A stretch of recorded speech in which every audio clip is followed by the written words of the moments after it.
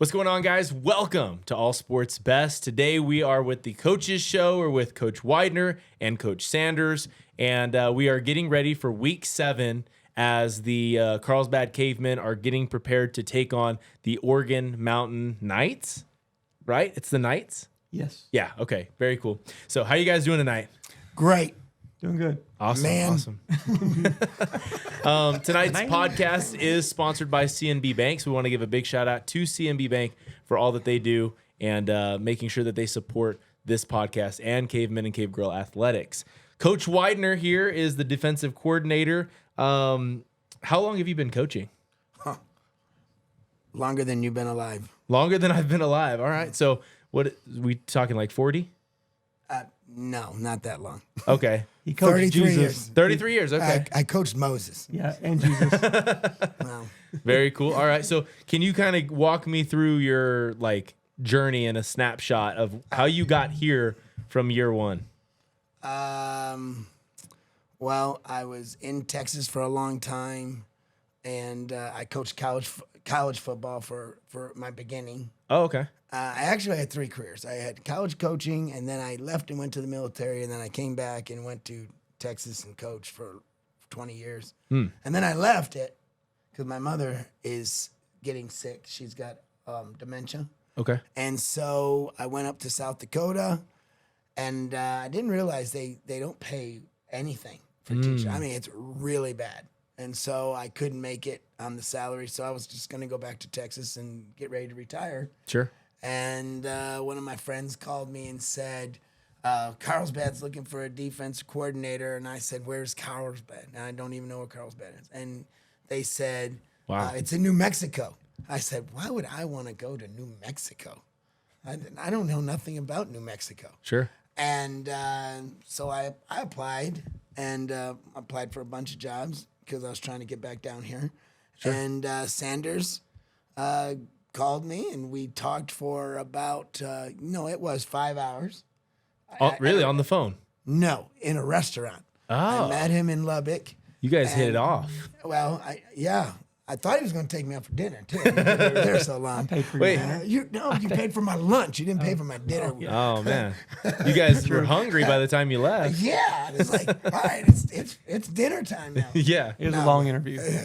But and then I just drove home, and then a couple weeks later he called me, and then I just decided to come down, and the rest is history. Wow. Okay. So, Coach, you vet your assistants? You get a chance to do that? Absolutely. I didn't know that because I always thought, hey, if coaches are wanting to coach, you're going to take what you're going to get. That's not the case. I mean, it's happened in some cases, and honestly, those are the ones that usually don't make it. But no, I mean, I think a lot of our success and our improvement is due to the guys that we've brought in. Yeah.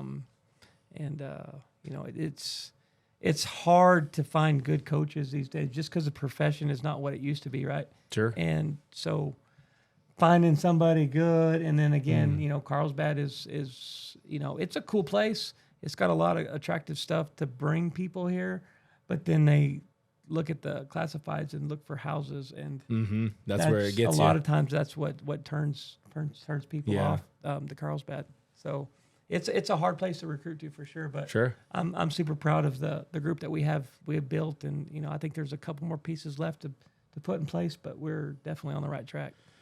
Okay, I guess I will coach. If Come that's on. if that's Come really on. what you're Yeah. trying to ask me right now. I hope you guys can see this really well. I know that we've set it up to where everybody can see what we're doing here, but I can absolutely not see Coach as he's talking to me at all. This is that because I'm extra large? No. All right. So, what is it? And I got a question for both of you on this one. What is it about football that drives you in, that draws you in? For me, it's been 33 years. It's the relationships. I really enjoy the kids. I think they keep me young. I love when a kid's light bulb turns on and you change their life. And then they remember you. When I go to interviews for head coaching jobs in the past, they would ask me, what's the greatest success you've ever had? And I always like telling them it's the 8 weddings that I've been to. Yeah. And not just going to their wedding, being in their wedding. for those kids to remember me 10 years after they left me and asked me to be in their wedding and get the monkey suit and the whole 9 yards. Yeah. I think that speaks volumes. So I really enjoy that part of it. And then I love turning a program around. I enjoy when they don't think they can win, and then they start working hard and they understand the values, and then they start to have success. Sure. I mean, that changes your life forever. So that's why I've been doing it. So I don't know what else I could do. You ask him. There's not much I can do. What do you do That's true. outside of coaching? Like, because you're a teacher. Yeah, I kind of embarrassed to say this. I don't do nothing. I don't know what a screwdriver looks like. I don't fix cars. If things break down, I just buy new ones. Sure. I travel. I travel. I think I go travel. When I was married and had kids, we went on a lot of vacations. Besides that, I really don't have any hobbies. I don't do anything. It's a sad life. Oh man, It's not I'm starting to feel it. Yeah. Way to go, Trey. But you teach as well, right? Like, yeah. yeah. Okay, so Yeah, what is I your teach. main profession? I've been, special ed. Okay. I did special ed for a long time. That's a challenging job, but I love that job because I've gotten the severely profound kids. I've also had the emotionally disturbed kids. And I just think I'm a good fit for those kids because those kids need someone to believe in them. Yeah. And to treat them the same. So I like that part of it, but now I'm a PE teacher. And okay. So I do PE. So I loved U.S. history when I taught U.S. history. So I do the teaching part of it, which is good, but it's the coaching. I mean, I'm not gonna lie to you. If I was just a teacher, I probably wouldn't do this job. It's after 33 years, it's changed a lot. Sure. Yeah. But the coaching is what keeps me going. Yep. And you hear teachers say it all the time. Well, we can't reach them like you can, and I take great pride in that. Yeah. So knowing that we can get to them because we got something that they really want. As a PE teacher, you just roll the balls out. No, not me. Just kidding. I don't do that. But today I took my kids and made them run a freaking lap, and they almost had a heart attack. So, Wow. Yeah, I have the special ed kids, and so Oh, okay. they couldn't do a lap, and Oh, they yeah. looked around and said it was really big, and I said, "You can do it. Come on, we can do it. We can get it." Yeah. So it's stuff like that. But Sure. Okay. Coach, what about you? What draws you in as a coach? A lot of it's what he said. It's just building good men. Future leaders, future dads and husbands, and that's a really, that's a part of the job that that's part of it that you really really enjoy. Sure. Like he says, you get the text, the kid sending you a picture of his first kid, or Yeah. stuff like that. That's really cool stuff. But at the end of the day, I want to win. Like, I'm competitive as all get out. I want to win at everything. So playing my whole career and then stopping that, and it's like, okay, well, what can you compete in? And so it just carries, it's just a good marriage into coaching. And I got out for a while, and my competitiveness kind of fell into the fishing world, and I went competitive bass fishing, and so I just have to compete. Sure. Everything I do. Everything. Yeah. So if somebody said, I will guarantee you back-to-back state championships, guaranteed, done? Yeah. You have to make sure you're let them finish first. You have to make sure your starting lineup is all on steroids. Oh, so you're asking if you break rules, Yeah, would yeah, you yeah. still win? What Wow. do He already what are you said gonna say? done, What are so you it's gonna say? sealed. Yeah, It's he's sealed. already done. Are we I te- thought you were going to are give we- up your first How, kid. how about this? A few of your players, discreetly, That would I do. know about, or the there's a gray area and you just don't ask. oh no, you can tell. You can tell. Oh yeah, 100%. No, we're You not can gonna tell, break yeah. no rules to do it, but Yeah. and it's kind of like the whole Barry Bonds thing. It's like, what do you get out of Right. No, it winning just something with doesn't feel right. Yeah. with inflated numbers, or now sometimes some of the guys we go against, I'm like, yeah, he's on roids. Yeah, What about this? This is more reasonable and more ethical. How about that? Okay. Okay. Trying to put me in a Back-to-back bad state spot. championships, but you all your bank accounts go to zero. done? I'll make Really? I'll make more money. Yeah. Money's not a driver for me. So Oh, I could answer that one. Yeah, that's. What about you, Coach? I'd pay. I'd stay in the negative. Yeah. Okay. Yeah, I guess I'm with him. You certainly don't do this for the money. No. Yeah. We True. put, I mean, it's crazy, but we put lots. I mean, I want to say thousands of hours. in. Yeah. Yeah. And stuff that people don't see. I mean, when football's over, people think we put all the hours in during football. Really, we put them in the off season, the 8 months getting them ready, the training, the being here at 6:30 every single day, 2 hours before school even starts. That's what people don't see. Yeah. And then what bothers me is, like, we have kids here. Like on Monday, we had kids here, and it was PLCs, and we had an academy, our academy meeting, and I told the lady that was running I couldn't be there. We still had kids here training. And they don't see that. But then the teacher will be like, oh, the coaches are trying to get out of something. No, we're really not trying to get out of anything. It is a demanding job that you have to, when we talk about family, it really is family. Yeah. We're here all the time for these kids. And you don't want them just to be here by themselves. Like, that's a You can't. disaster. If you do Oh yeah, that, that'll get you on the news. Yeah. Yeah. Yeah, we don't want to be on the news. But What is it about, this job for both of you that you feel like gives you your best connection to the athletes? Like, what is it that connects you to the athletes more than anything else?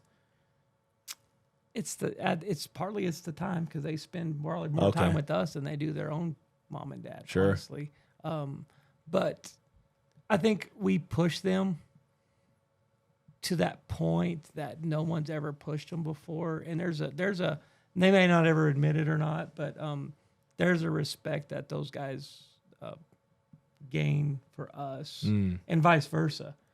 Yeah. We see kids go through off seasons and do what they do, and you get to see them, reap those benefits during the season. But like I said, no one sees the hours and the 365 days of training and making your body right. Honestly, what we're doing right now is just the dress rehearsal of what we've done for the last 8 months. Yeah. And that's the part that going through that grind with them, and you just, anytime you go through something hard with somebody, you build a bond with them. You see that in like war, guys that are, and it's the same with us. And it's same with like my college football players. They went through the grit with me.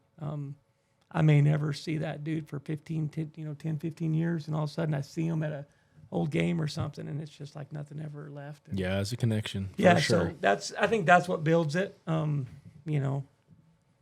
then maybe yelling at them. Right? They're just like, okay, we don't have a choice.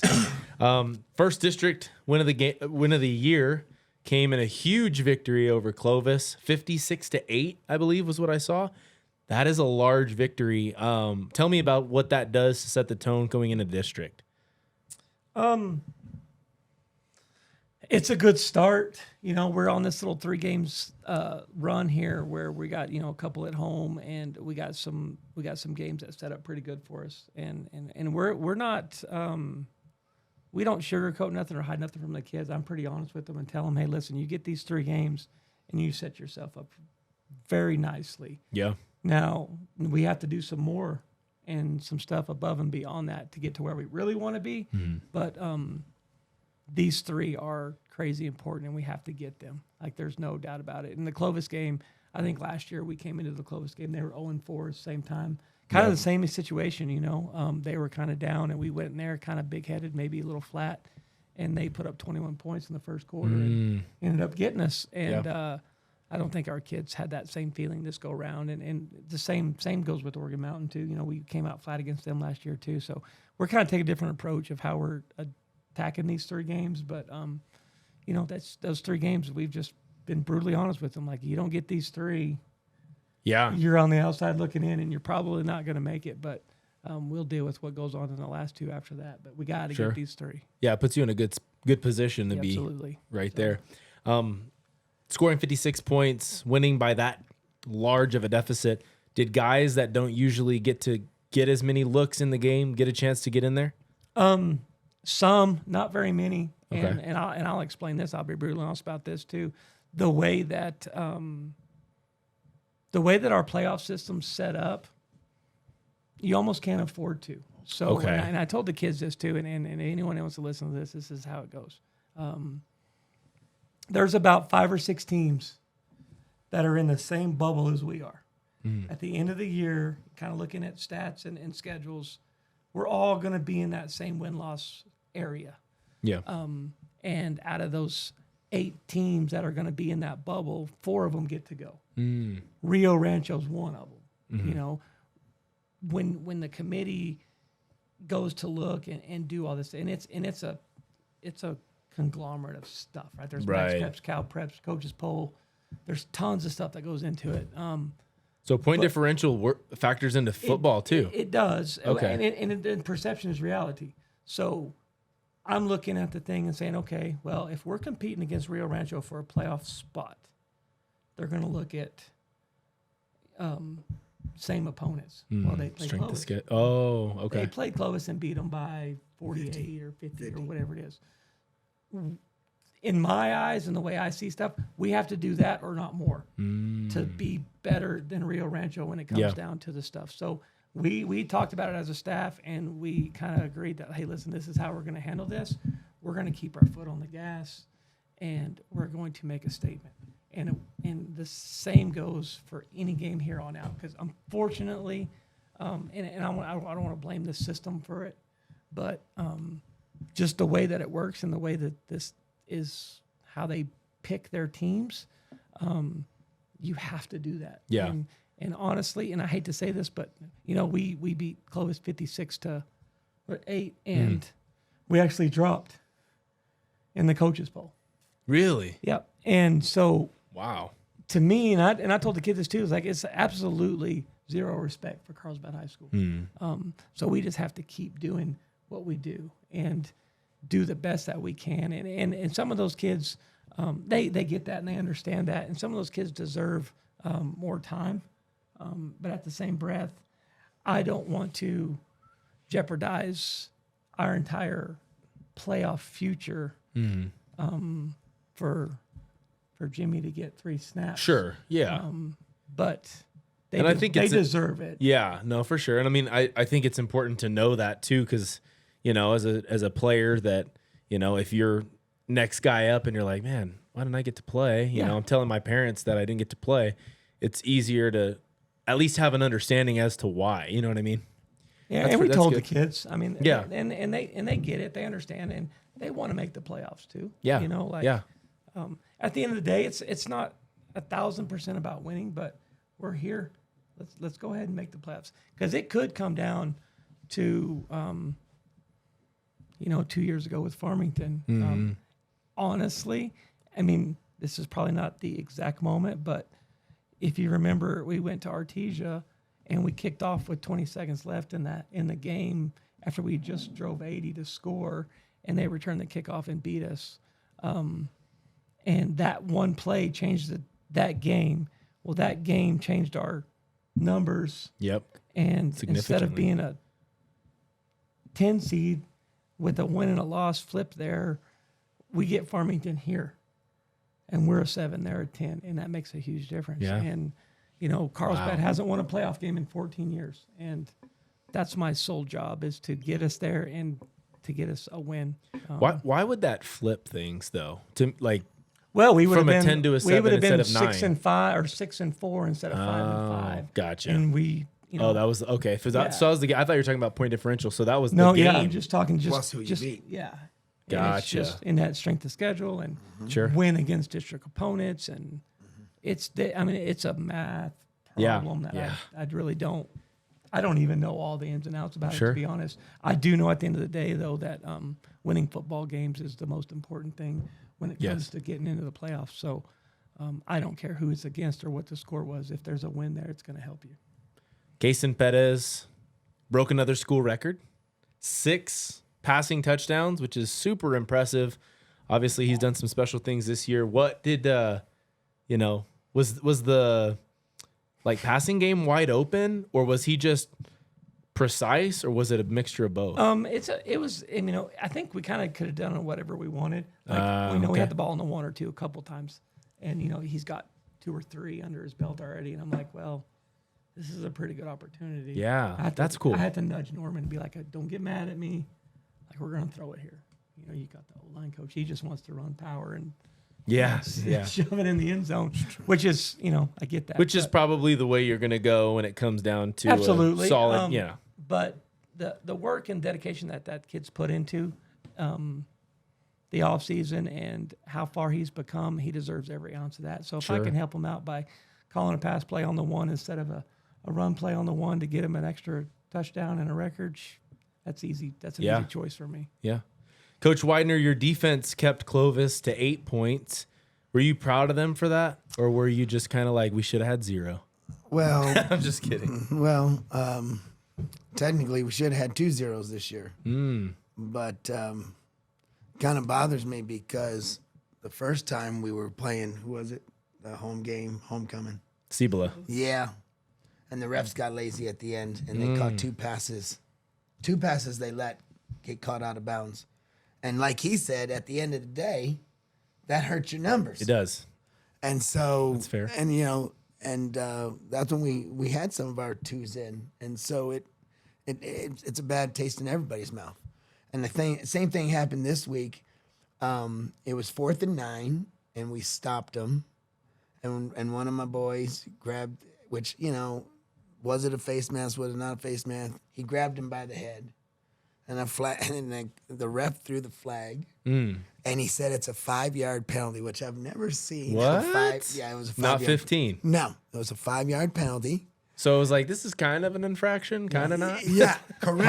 half a face Correct. mask. Yeah. Which then they got the first down by a yard Oh. and extended the drive, and then they went on and threw a pass and scored because they had more opportunities.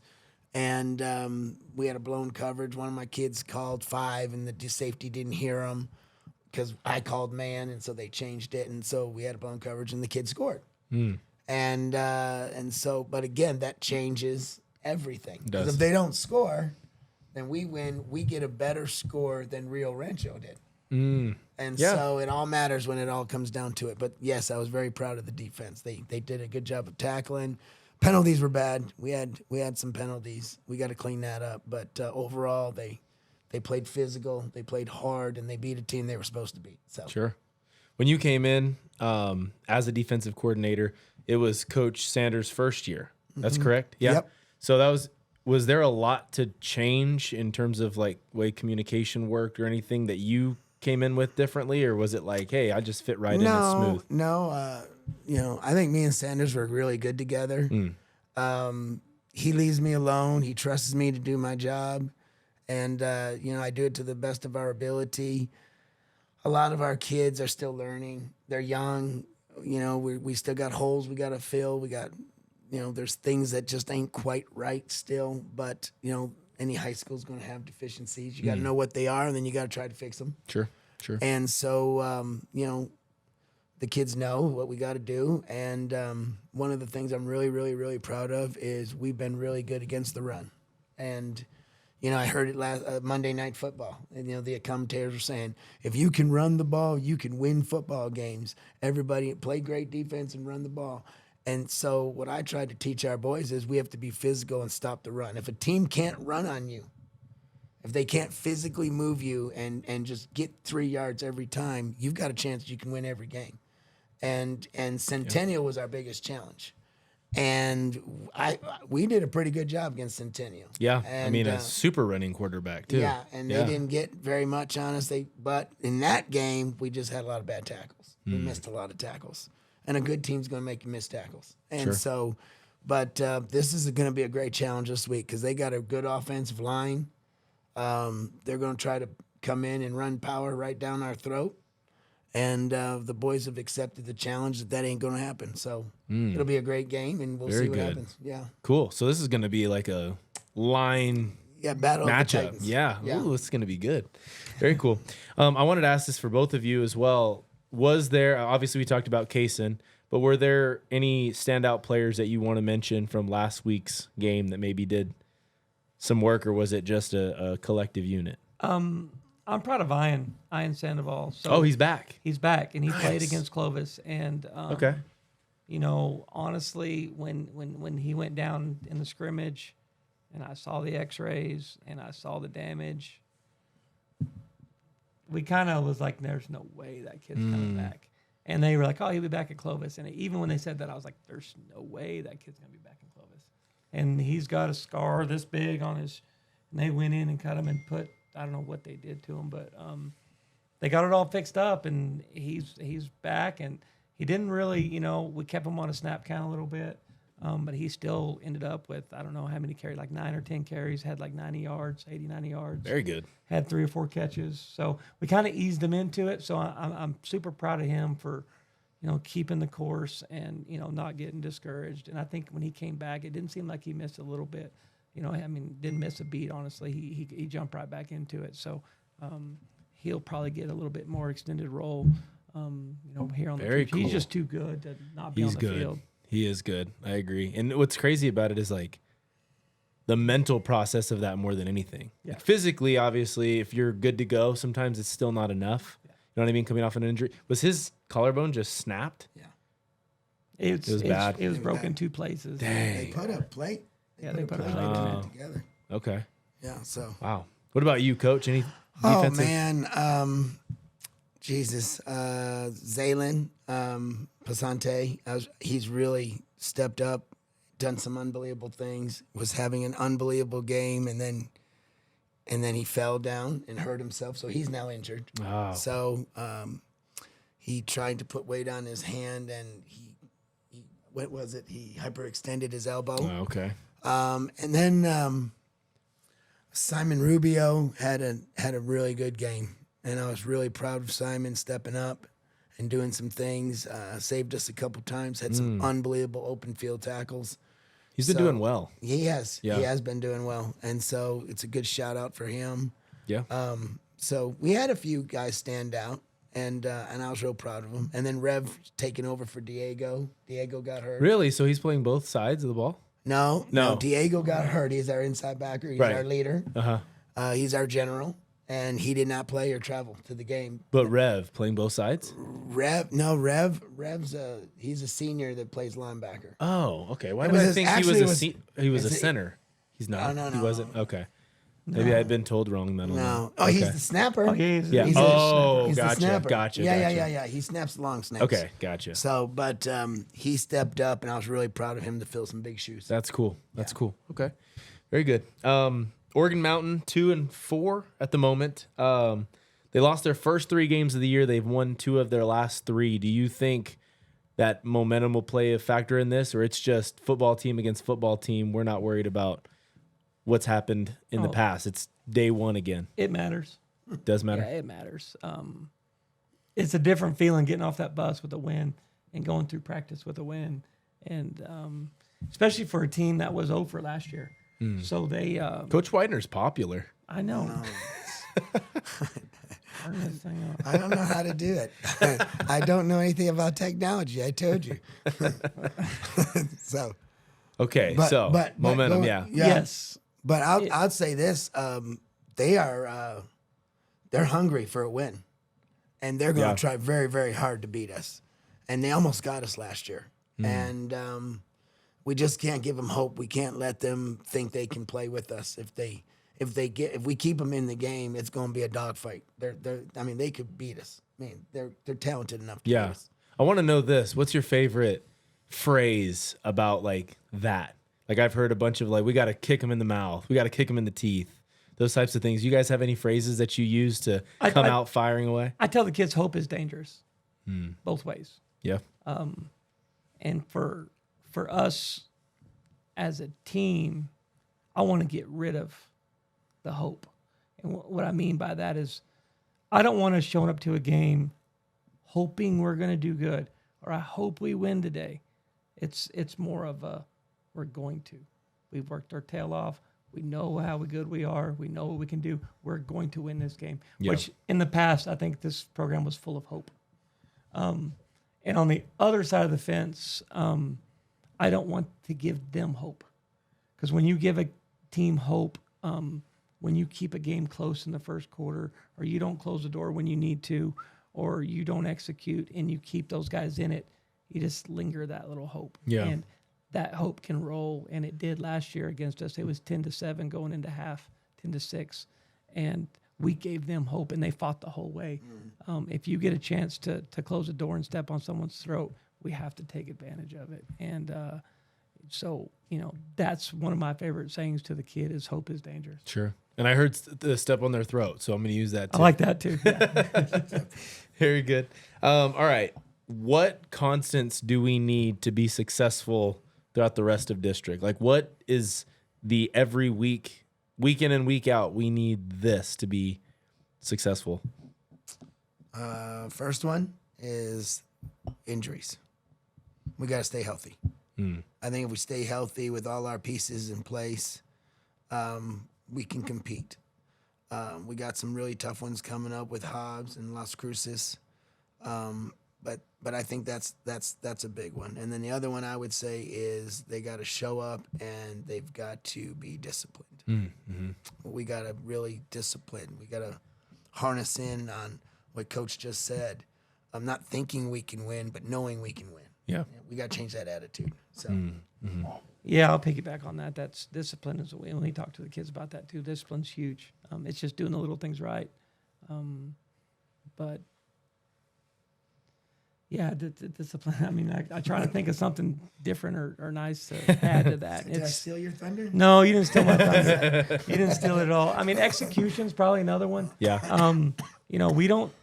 We don't do a whole bunch of different stuff offensively. It may look like it, but we run a handful of concepts and certain things, and we just church it up in different dressings, and execution's a lot of that. And it's just little stuff, and I harp on these guys. You got to be perfect. You got to be perfect. You got to be perfect. Knowing, and they know I'm not looking for perfection because it's impossible. Yeah. And I let them know, I said, are we ever going to be perfect? And they say no. I said, but we have to strive for that, and that's our goal.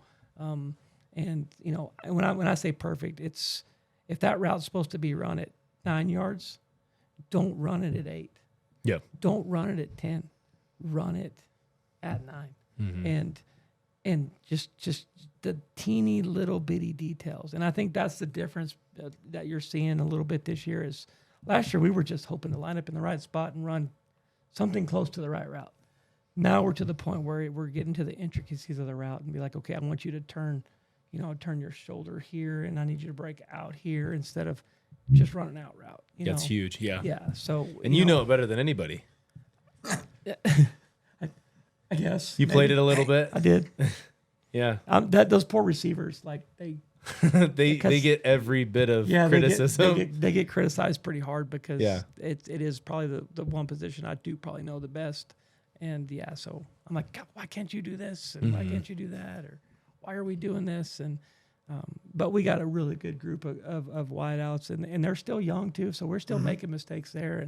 But I'm really pleased with that entire group, all of them. You got Bobby and Eloy and RJ and Evan, and we got a pretty good group there, and they're all dangerous in their own way, and they've all really, really helped us out. Eloy had 5 for 100, RJ had 5 for like 80 with That's 2 huge. touchdowns. Like, So your weapons are coming it's alive not just more and Bobby. more. Yeah.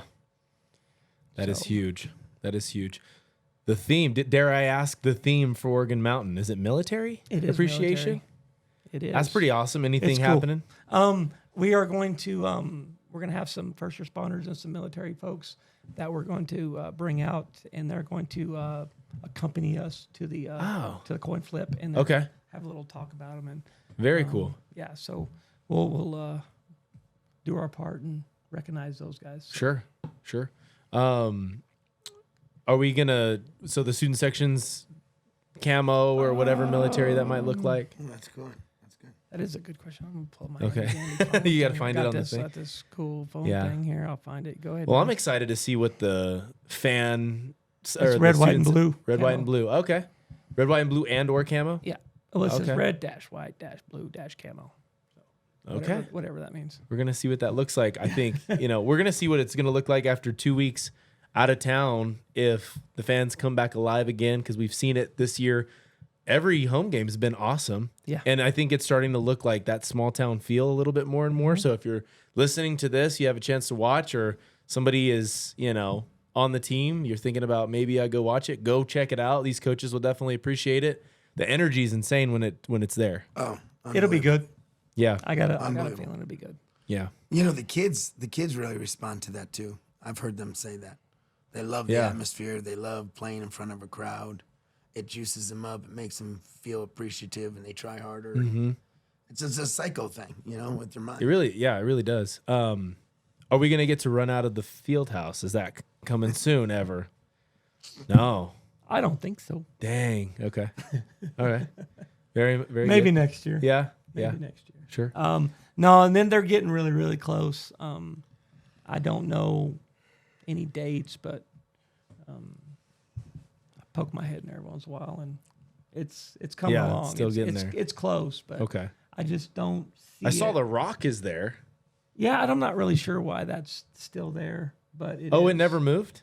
Well, Oh. they picked it up and they moved it over, and then they put it on the thing. But honestly, and I talked to Larry about this, but I want a bronze statue of a club. That'd be sick. Yeah, and kind of like the Clemson deal where they come by and they because it's right there, right when we come out. Like that, I think that would be awesome. So if anybody's got a bronze club laying around, Right. we would much. We need to see if we greatly get a donor appreciate on that. Yeah, we'll put your name on there. Right. That'd be cool. I don't know how much That it would is be to do sweet. something. It doesn't have to be bronze, but Sure.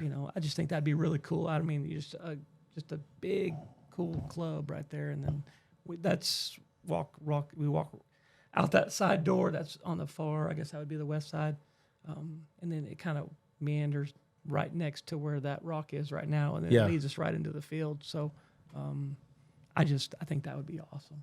Okay, so calling on you. Yeah, if you somebody. can get us a club, the Cavemen Club, maybe an official one from back in the Cavemen days. Like, Oh, wow. we'll get one from the Mistonian or something.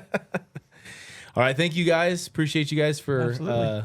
for doing this every single week, Coach and Coach Widener. Thank you for being on. It's good to learn about you and get to know you. Not a problem. I hide a lot. You hide a lot. You're behind the scenes a lot. I'm behind the scenes. Okay. Very good.